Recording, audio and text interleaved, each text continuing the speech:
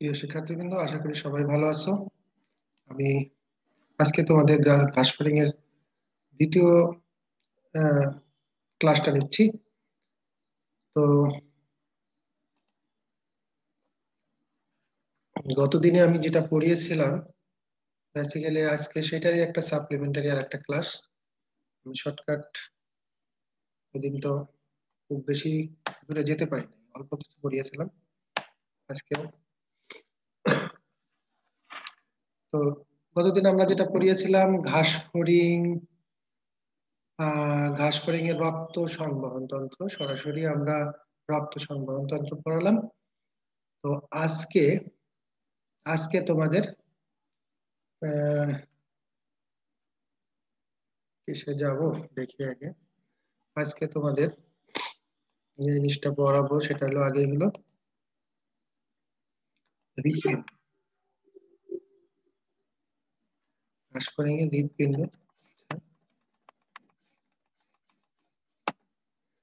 হৃৎপিণ্ডে আসি আমরা, ঘাসফড়িং এর হৃৎপিণ্ড। ঘাসফড়িং এর হৃৎপিণ্ডটা গতদিন আমি এইভাবে না দেখাই সরাসরি আগে রক্ত সংবহন তন্ত্রটা পড়ালাম।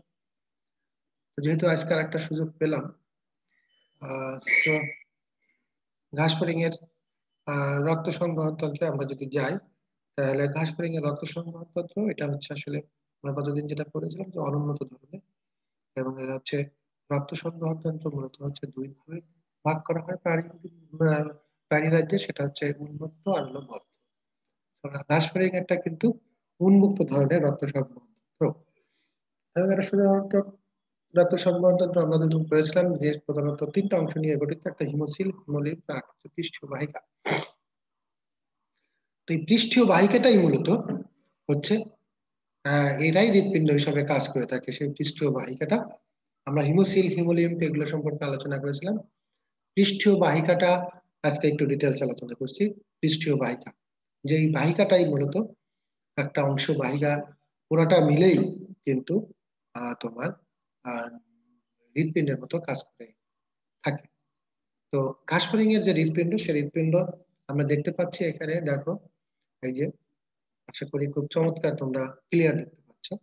ঘাসফড়িং এর এই যে হৃৎপিণ্ড দেখা যাচ্ছে, এই হৃৎপিণ্ডটা মানে পৃষ্ঠীয় বাহিকা দেখা যাচ্ছে, এটাই মূলত জয়েন্টলি বিভিন্ন অংশ মিলে একসাথে তারা হৃৎপিণ্ডের কাজটা করে থাকে। সকল যে হৃৎপিণ্ড আমরা বলতে আমরা যেটা বুঝি সেটা কিন্তু এরকম না।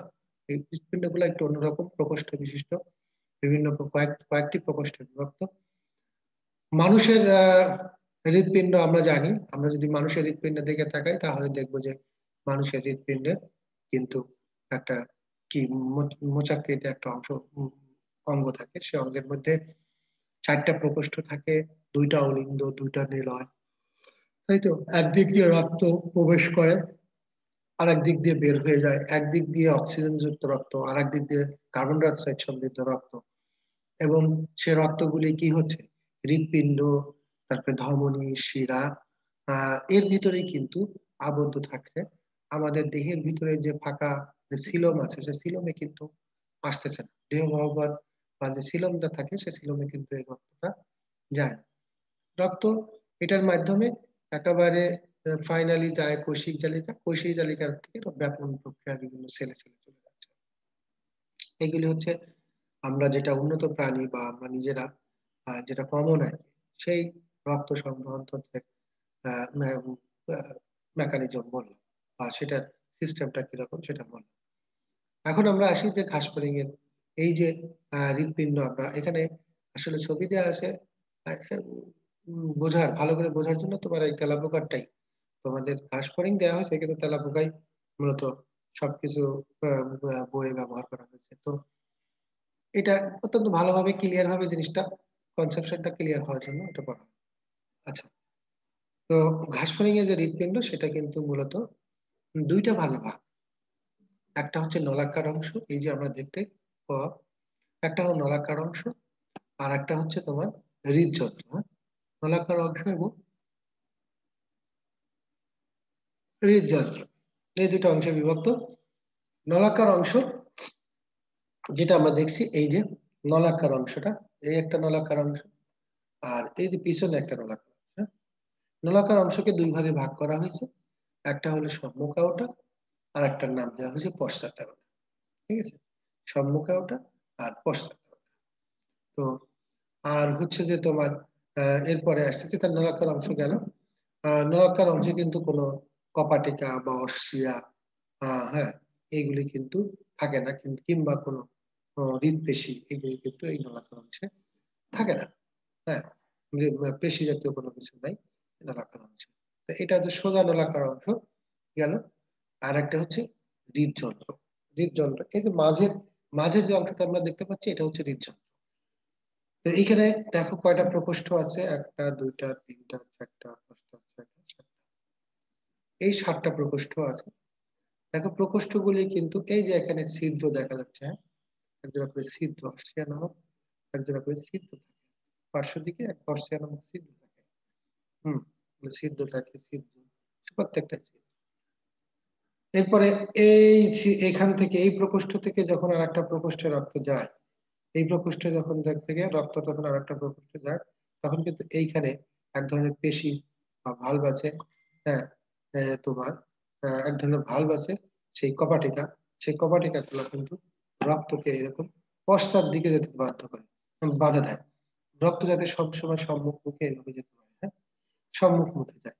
এবং আমরা জানি যে আমরা পড়েছি যে হৃৎপিণ্ডের যে প্রকোষ্ঠ, এরা কিন্তু সংকোচন প্রসারণের যে কাজটা শুরু হয় পিছন থেকে শুরু হয়ে হয়ে কিন্তু সামনে যায়, তাতে রক্তটা সব সময় এক মুখে থাকতে পারে। আর এই মাঝখানে যে কপাটিকাটা থাকে, কপাটিকা তার পশ্চাৎ মুখী যে ফ্লো, সে ফ্লোটাকে সে বাধাগ্রস্ত করে থাকে, ফ্লোটাকে বাধাগ্রস্ত করে থাকে। তো আমরা যদি এখানে দেখি, এখানে দেখি কি লিখেছে, যে হিমোসিলের পৃষ্ঠদেশে, হিমোসিল আমরা জানি যে তোমার এই ঘাসফড়িং এর দেহে কিন্তু হিমোসিল থাকে, যেহেতু আর্থ্রোপোডা পর্বের প্রাণী, তাদের দেহে হিমোসিল থাকে। এবং এই হিমোসিল গুলা আমরা জানি যে এখানের ভিতরে তোমার দুইটা পর্দা, পৃষ্ঠীয় পর্দা, অঙ্কীয় পর্দা, এই দুইটা পর্দা দ্বারা হিমোসিল থাকে তিনটা ভাগে ভাগ আছে। একটা তোমার আম, উম, একটা হলো পেরিকার্ডিয়াল সাইনাস, একটা পেরিভিসেরাল সাইনাস, আর একটা পেরিনিউরাল সাইনাস। আমরা গতদিন কিন্তু এটা ভালোভাবে পড়েছি। পেরিকার্ডিয়াল, যেখানে হৃৎপিণ্ডটা যে অংশ থাকে সেটা পেরিকার্ডিয়াল পৃষ্ঠ দিকে, আর যেটা মাঝখানে পরিপাক তন্ত্র থাকে সেটা পেরিভিসেরাল, আর যেখানে নার্ভাস সিস্টেম থাকে, নিউরন থাকে, দ্যাট মিনস এটা নাম হয়েছে তখন পেরিনিউরাল সাইনাস। হ্যাঁ, তিনটা। আর দুইটা পর্দা দিয়ে তিনটা প্রকোষ্ঠে কিন্তু বিভক্ত।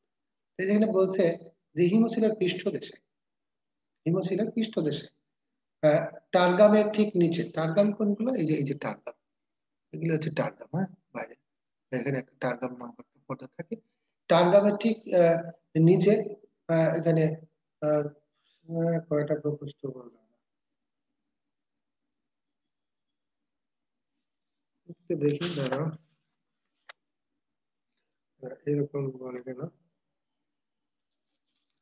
ছয়টা প্রকোষ্ঠ না, এটা আসলে সাতটা প্রকোষ্ঠ হবে, এখানে ভুল লেখা আছে। তো টার্গামের ঠিক নিচে ঘাসফড়িং এর ক্ষেত্রে সাতটা প্রকোষ্ঠ থাকবে। সেই সাতটা প্রকোষ্ঠ বিশিষ্ট এবং দেহের ঠিক মাঝ বরাবর একটা লম্বা পৃষ্ঠ বাহিকা বা স্ফীত রক্তনালী, রক্তনালী থাকে। এটা আমার একটু ভুল হয়েছে, আমি দেখে নিই।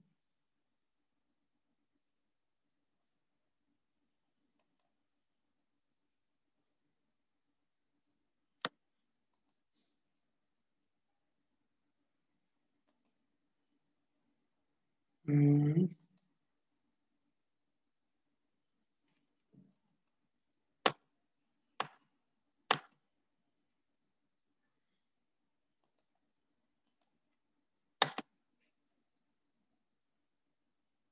থাক, থাক, যাই। তো লম্বা পৃষ্ঠবাহিকা যা স্ফীত রক্তনালী, এটা প্রতিটি প্রকোষ্ঠ কিন্তু দেখো, এই যে প্রতিটি প্রকোষ্ঠ কিন্তু ফানেলের মতো, হ্যাঁ? ফানেলের মতো কেন, কারণ হলো পশ্চাৎ অংশ চওড়া, সম্মুখ অংশ সরু, সম্মুখ অংশ সরু, পশ্চাৎ অংশ যখন চওড়া হয় তখন সেটাকে ফানেল আকৃতি বলা হয়। এরপর আছে অস্ট্রিয়া নামক ছিদ্র আছে, যা দিয়ে রক্ত পেরিকার্ডিয়াল সাইনাস থেকে হৃদযন্ত্রে প্রবেশ করে, অস্ট্রিয়া নামক ছিদ্রগুলো দিয়ে। আর হৃদযন্ত্রের প্রথম প্রকোষ্ঠটি সম্মুখ ভাগ শুরু হয়ে নলাকার অংশ গঠন করে, যাকে পৃষ্ঠীয় মহাধমনীয় বলা হয়। আমাদের যেমন পৃষ্ঠীয় মহাধমনী থাকে, তো এই সম্মুখাওটাকে পৃষ্ঠীয় মহাধমনীও অনেক সময় বলা হয়ে থাকে। তো আর এখানে আর কি আছে, আর আছে হচ্ছে যে তোমার এই যে আমরা যে ফানেল আকৃতির যে 7টা প্রকোষ্ঠ দেখলাম, এই ফানেল আকৃতির এই 7টা প্রকোষ্ঠ, এটা কিন্তু তোমার এই প্রকোষ্ঠ, প্রত্যেকটা প্রকোষ্ঠে একটা প্রকোষ্ঠ থেকে যখন আরেকটা প্রকোষ্ঠে যায় তখন কিন্তু এখানে একটা একজোড়া করে কপাটিকা থাকে, যারা আমি বললাম যে প্রস্তাব ফ্লোটাকে তারা নিয়ন্ত্রণ করে থাকে।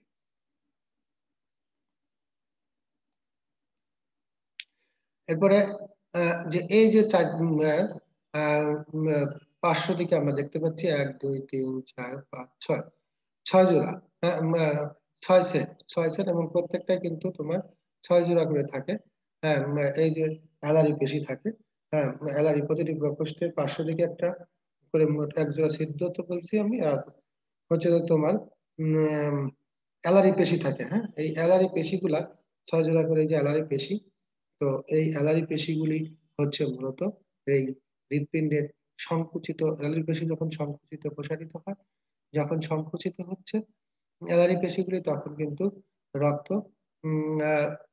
মানে প্রকোষ্ঠগুলি বড় হচ্ছে এবং বাইরে থেকে রক্তটা তোমার এই রক্তবাহিকায় কিন্তু প্রবেশ করতেছে বাইরে থেকে। হ্যাঁ, তো এবং আবার যখন রিল্যাক্স হচ্ছে তখন কিন্তু সব এইগুলি সংকুচিত হচ্ছে এবং সামনের দিকে ব্লাডের ফ্লোটা চলে যায়। এইভাবেই কিন্তু রক্তটা আসে যায়। মানে এই যে অ্যালারি পেশিটা, মানে এই অ্যালারি পেশি থাকে, তুমি হৃৎপিণ্ডের গঠনে এই অ্যালারি পেশির বর্ণনাই দেবো, কিন্তু ফ্লো কিভাবে যায় সেগুলি আমার দরকার নাই। জাস্ট অ্যালারি পেশি থাকে কয় জোড়া সেগুলি বলবো, কয় সেট থাকে সেগুলিও বলবো। হ্যাঁ, এটাই কেন হচ্ছে হৃৎপিণ্ডের মোট এগুলোর গঠন, হৃৎপিণ্ডের গঠন। হ্যাঁ, তো এই ছবিটা এঁকে, জাস্ট এই ছবিটা তুমি বাইরে এটুকু না আঁকলেও হবে, এই ছবিটা এঁকে জাস্ট বর্ণনা করে দিতে হবে নলাকার অংশ আর হৃদযন্ত্র। নলাকার অংশ কিরকম, কোথায় থাকে, তার কাজ কি, আর মাঝখানে যে হৃদযন্ত্র আছে সেটা কয় প্রকোষ্ঠ বিশিষ্ট, সেখানে কি কি জিনিস থাকে সেগুলো তুমি বলবা। শেষ। এরপরে আমি আসি। আচ্ছা, তাহলে এখন যে টপিকটাতে আসবো সেটা হচ্ছে যে আমরা যে পড়লাম, তাহলে হৃদযন্ত্রের গঠন আজকে পড়লাম, কতদিন কিভাবে রক্ত প্রবাহিত হয় সেটাও বলেছি।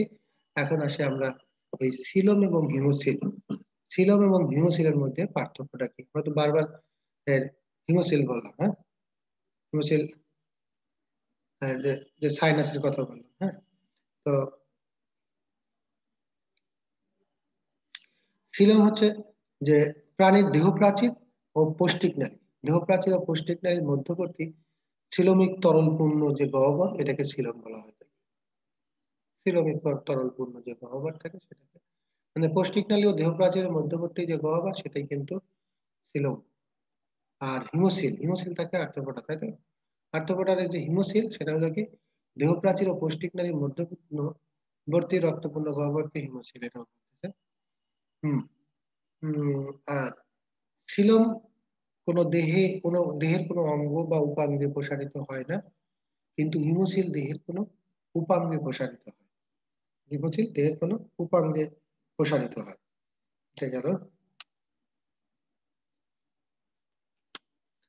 এরপরে আমরা আসি যে সিলোম রক্ত সংবহন তন্ত্রের অংশ গঠন করে না। সিলোম কিন্তু রক্ত সংবহন তন্ত্রের অংশ গঠন করবে না, কিন্তু হিমোসিলে তো রক্ত সংবহন তন্ত্রের অংশ গঠন করে। কারণ হিমোসিল আমরা যে বললাম যে তোমার সাইনাস যেটা বললাম, হ্যাঁ, সাইনাসই, পেরিকার্ডিয়াল সাইনাস, পেরিভিসেরাল সাইনাস, এগুলো আসলে হিমোসিল আমরা কতদিন যেটা পড়েছিলাম সেই হিমোসিল। হিমোসিল আমরা জানি যে রক্ত এই যে দেহ গহ্বরে যায়, উন্মুক্ত দেহ গহ্বরে যে যায় সেটা হচ্ছে হিমোসিল। তার মানে রক্ত সংবহন তন্ত্রের একটা অংশ হচ্ছে তোমার এই হিমোসিল, আর্থ্রোপোডা গর্ভের প্রাণী। এরপরে সিলোমে পুষ্টি পদার্থ পরিবাহিত হয় না, যেমন আমাদের ক্ষেত্রে সিলোমে কোনো কোনো পুষ্টি পদার্থ পরিবাহিত হয় না। কিন্তু হিমোসিলে কিন্তু পুষ্টি পদার্থ পরিবাহিত হয়, যেহেতু শোষণিক কাজ নাই, তার পুষ্টি এবং রেচন দুটাতে সেখানে কাজ করে থাকে। নেক্সট আমরা আসি যে অ্যানিলিডা সহ করডাটা পর্বের প্রাণীতে সিলোম পাওয়া যায়। অ্যানিলিডা সহ করডাটা পর্বের প্রাণীতে সিলোম পাওয়া যায়। আর এইখানে হচ্ছে আর্থ্রোপোডা ও মোলাস্কা পর্বের প্রাণীতে সিলোম, হিমোসিল থাকে। আর্থ্রোপোডা এবং মোলাস্কা পর্বের প্রাণীতে হিমোসিল থাকে। তাহলে কিসে আমাদের কোশ্চেন আসতে পারে যে হিমোসিল কোন পর্বের প্রাণী, নিচের কোন পর্বের প্রাণীতে পাওয়া যায় হিমোসিল, কিন্তু বলতে হবে। কিংবা নিচের কোনটিতে তোমার সিলম পাওয়া যায় না, সেখানে আর্থ্রোপোডা বলে দিলে, তেলাপোকা বললো বা ঘাস ফড়িং বললো, তখন কিন্তু আমাকে বলতে হবে যেখানে পাওয়া যায় না, ঠিকটা ওখানে দিতে হবে। বিভিন্ন ভাবে কোশ্চেন হতে পারে, কোথায় হয় পাওয়া যায় সেগুলি জানা। আর্থ্রোপোডা এবং মোলাস্কা হচ্ছে হিমোসিল, আর অ্যানিলিডা সহ পাউডারটা পর্বের প্রাণীতে সিলম পাওয়া যায়। ওকে, যাই হোক, মোটামুটি আমরা এই পর্যন্তই আজকে শেষ করি। সবাইকে অনেক অনেক ধন্যবাদ। আশা করি তোমরা মনোযোগ দিয়ে দেখবে ক্লাসটা। আর সবাই ভালো থেকো। আল্লাহ হাফেজ।